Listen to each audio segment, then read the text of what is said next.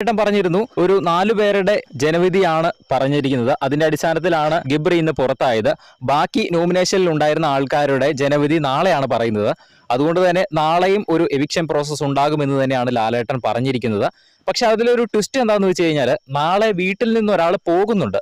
പക്ഷെ അത് മത്സരാർത്ഥി ആയിരിക്കുമെന്ന് എനിക്ക് തോന്നുന്നില്ല. രതീഷ് തന്നെ ആയിരിക്കും നാളെ വീടിനോട് വിട പറയുന്നത്.